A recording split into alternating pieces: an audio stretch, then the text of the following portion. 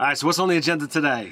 All right, today we're going to talk about breaking up the boredom and the lull in your D&D game. Look, we've all been there. We all know what it's like when the DM's looking at the players are looking at each other, they're looking at the DM, no dice are being rolled, no role-playing's being played, and exploration is not happening.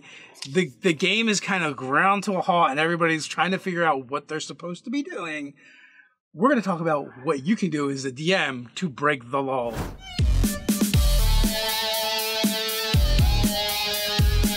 I'm Nerdarchy Ted. And I'm Nerdarchy Dave. Welcome to Nerdarchy, for nerds, by nerds. Yeah, it's tough. We've all been in this situation where, DM has a whole bunch of stuff prepped, but it's not in the direction the players were going, or the players are just not really bringing it, So, like, there's times that the struggle happens. And, for GMs out there, I feel you, I understand. So we got some tips to help you out. Yeah, we got 3 ways to break that lull and get your game moving again. All right, so first and foremost, let's fight. Absolutely. Nothing's going on. Well, make some action happen. Blow something up, whatever it takes. Attack the players with a monster or something. But let's get the gears turning and the dice are flying. And, if, at the time of recording this, if the last night's game of those bastards, didn't really, sell it, there's always ways to bring a fight no matter where you are, no matter what's going on. A fight can literally materialize out of nowhere. Yeah, so, first and foremost, it can just be a random and unconnected encounter. Doesn't have to have anything to do with the main story or plot that's going on. It could just be wrong place, wrong time. And that's an easy, and there's plenty of things that you can pull from. Random encounter charts exist everywhere, no matter what the terrain, no matter what the surroundings.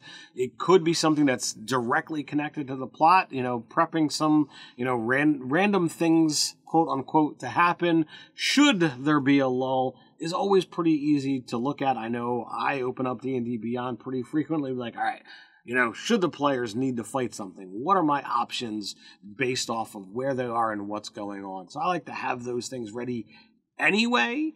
But, if you're at that moment and you need to fight something, that's an easy way to just grab something. I will bring up one possible problem that can arise from the random and unconnected encounter. Your players may be off and running now, but they might be off and running in the wrong direction.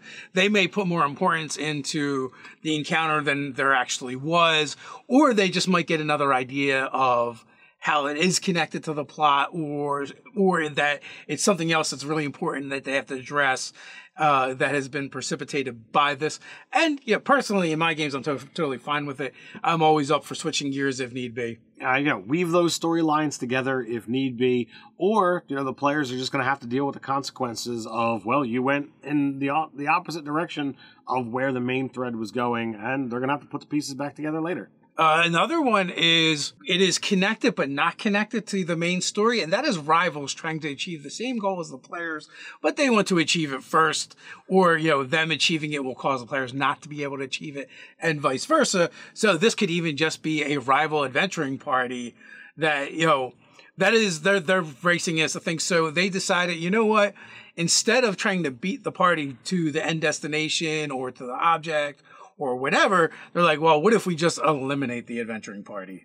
Perhaps the other group needs more time. They're not quite as skilled as the adventuring party, but you know what? They got more muscle. They got more thugs, and they're gonna just bring it the old school way, with some swords and hammers, and put the beat down on them. Definitely a lot of fun, and it doesn't require a lot of wonky thinking. It's a straightforward, we're gonna brawl, and hopefully we're gonna put you down so that we can then continue on and get the prize. Another way to bring the fight is the test, right? And this is simply someone wants to hire the players, but they want to test them first to make sure they are combat ready. The threats might not be real, could all be illusion, and none of this is going to be lasting or sustained. Or maybe the person doing the testing isn't really all that concerned about that, and it is straight up a real fight. Or even like there's a really old movie called Kickboxer, and Jean-Claude Van Damme gets trained by this old kickboxer, and to see if he's ready, he gets him drunk and then antagonizes everyone in the bar to attack Claude Van Damme's character, and he has to fight them all while being drunk. And afterwards, he's like, "Why were those guys so angry?" And it turns out that his mentor actually antagonized them all against him. And then of course, if you wanted to proceed in a magical direction for the test, perhaps all of this is literally happening in their mind, and they don't realize it. But as soon as the fight is over, okay, the players complete their long rest. And all the stuff that they've just used is actually already restored. They've passed the test and can now continue on with their adventure, continue on with the mission because they've succeeded. And there's no life lost, no issues done, and you can just totally like flip script on it of like, okay, you guys complete your long rest, and like we just had a fight. What the heck? So you can have a lot of fun with that. Another way to introduce some chaos, some randomness, well, maybe not randomness, but something interesting to happen is to introduce a mystery into the game. This is always one of those fun things, and I like a lot of player agency. So when players are like, oh, like someone's coming down the road, and it could be literally anything. It could be somebody looking for aid. It could be, just a traveling merchant. It could be somebody that can totally just lore drop on and help out even if they didn't know that they were doing it. So inserting an NPC to interact with is always a fun thing that just can literally come out of the blue, again, regardless of where they are. Well, and that leads us into the first mystery you can introduce, and that is the stranger. And that is just someone who shows up mysterious, whatever about them just piques the interest of the players, or maybe the NPCs, maybe one of the NPCs the players knows, like, hey, this person's weird. Can you look into it for us? We're a little concerned. Or maybe it's just an area where they just don't like strangers, but for whatever reason, they do like the players, so you can introduce that. So another mystery would be to introduce an object, a mysterious object. A mysterious object is always one of those things. If you put something sparkly and shiny, is it treasure? Is it, some lost artifact, what have you? Is it a giant pyramid that's actually now a dungeon for them to explore? I was going to start small and get to big, but Dave jumps right to it. All of these things can kind of, pull the adventure in a direction. The random dungeon that just appears can be a lot of fun. But that's absolutely going to be something that's like, well, there's a sidetrack. So if you're trying to get them to go down a main story, this is certainly going to delay all of that. And maybe the delay is important.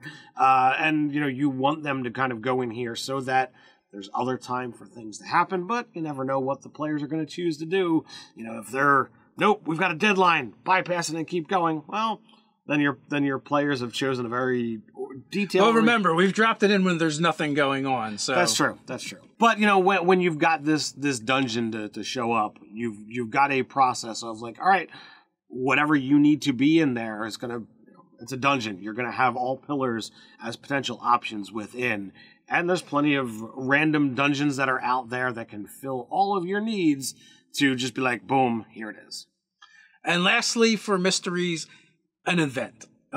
Lunar eclipse, solar eclipse, something falling from the sky, shooting stars, a rift opens up in the ground. It could be almost anything. You know what? A mummers parade comes down the street that they're hanging out on. And literally this event can lead back to any of the other things that are going on. It can lead to an object appearing. It can lead to a fight. It could lead to just straight up exploration and expose into your world, tying into what the character's knowledge skill set, is. Oh, you're talking about, a celestial event happens in the heavens. Oh, do you have a Circle of Stars druid? Do they really care about the cosmos and reading constellations? Well, what if a new constellation just literally, started to shine in the sky? That would be a major thing for that kind of character. So really tying into that aspect could be a lot of fun for that particular character. Yeah, and the last category we have for our third category is news. Whether this is, a magical message being sent, a physical message being sent, or like, well, there's somebody that just appears and happens to tell Town them crier. the town crier, all of these things where it's physically, said out loud to them. And it can really, change the emotional impact of the game if some bad news is delivered.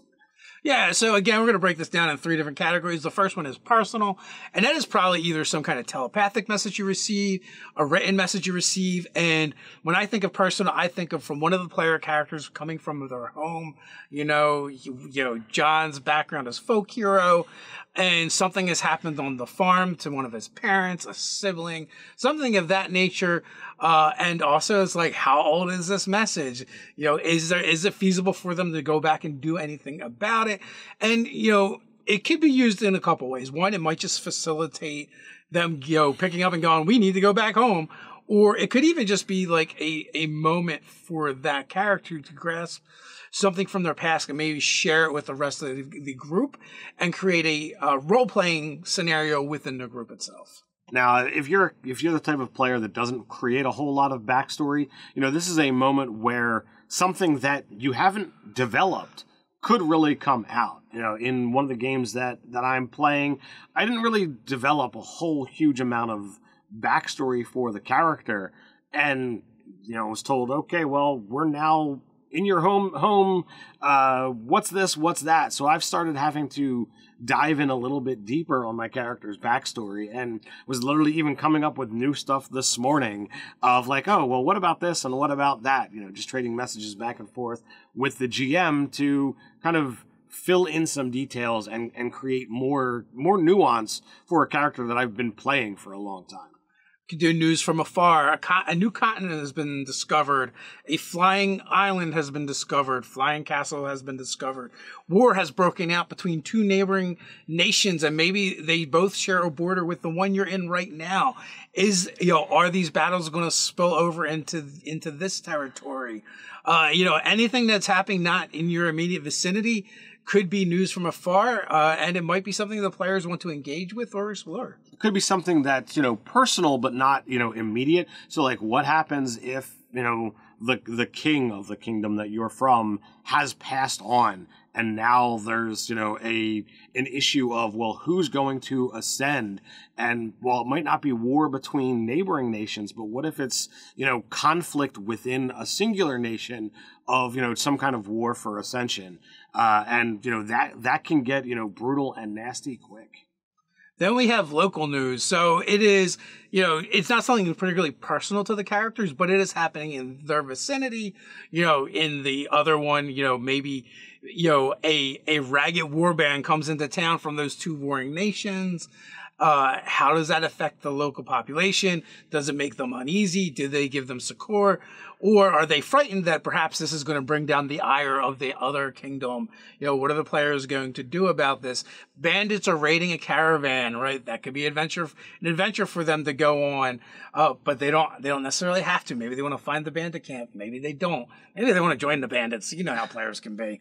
Maybe the bandits, pirates, or war has caused some kind of shortage in something, be it, food or some other necessity that is causing an issue within, the local town, the local cities.